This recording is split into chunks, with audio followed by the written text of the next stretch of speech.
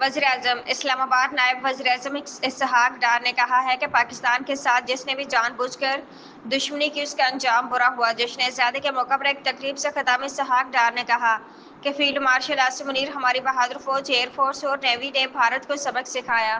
पाकिस्तान के साथ जिसने भी जानबूझकर दुश्मनी की उसका अंजाम बुरा हुआ।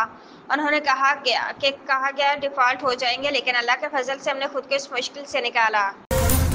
सदर डोनाल्ड ट्रंप ने रूस और यूक्रेन को पाक भारत जंग बंदी से सबक सीखने का मशवरा दे दिया। सदर ट्रंप ने व्हाइट हाउस में मीडिया से गुफ्तगू करते कहा कि मेरे ख्याल में रूस और यूक्रेन अमन मुआहिदा कर लेंगे।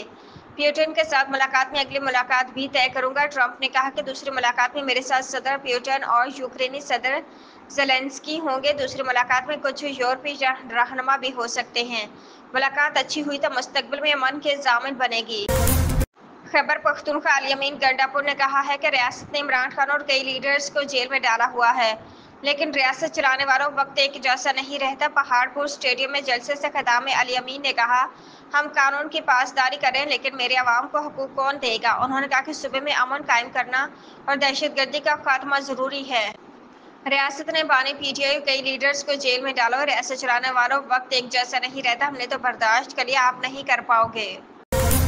मरीम नवाज ने कहा कि दुनिया जान गई बुनियाद मरसूस का मतलब क्या होता है, सीसा फलाई दीवार का मतलब क्या होता है। गुर्बत, जहालत और फितने फसाद के खिलाफ जंग होगी और हम ये जंग जरूर जीतेंगे। लाहौर में जश्न आज़ादी पर तकरीब से खिताब में वज़ीर आला पंजाब मरीम नवाज ने कहा कि मार के हक में पाकिस्तान के मसले अफवाज ने अपने से कई गुना बड़ी कुव्वत को धूल चटाई। यही जंग अगर पाकिस्तानी कौम तकसीम होकर लड़ती तो कसम से ये जंग हम कभी भी ना जीतते। फील्ड मार्शल आसिम मुनीर को खराज तहसीन पेश करती हूँ, जिनकी लीडरशिप पे पाकिस्तान ऐसी कामयाबी से हमकिनार हुआ कि दुनिया देखती रह गई।